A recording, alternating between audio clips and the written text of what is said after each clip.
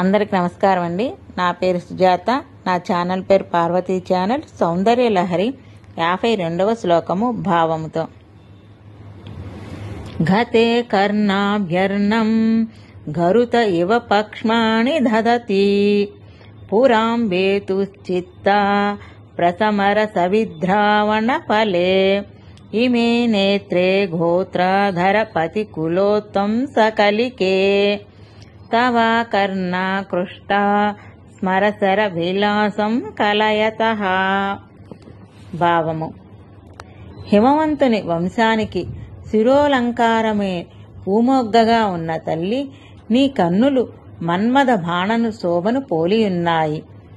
ధనువును సంధించి నారిని లాగినప్పుడు బాణము కర్ణము వరకు వచ్చి ఉంటుంది. అలాగే నీ కన్నులు చెవులు వరకు విస్తరించిన విశాలములు. బాణాల చివరలో ఈకల వలె నీ కంటిరెప్పల వెంట్రుకలు ప్రకాశిస్తున్నవి.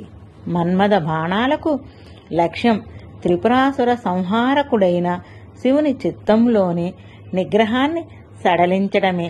నీ చూపులు ఆ లక్ష్యాన్ని సాధించడమనే ఫలాన్ని కలిగి ఉన్నాయి, అంటే లక్ష్యాన్ని నెరవేర్చాయి. శ్రీమాత్రే నమః.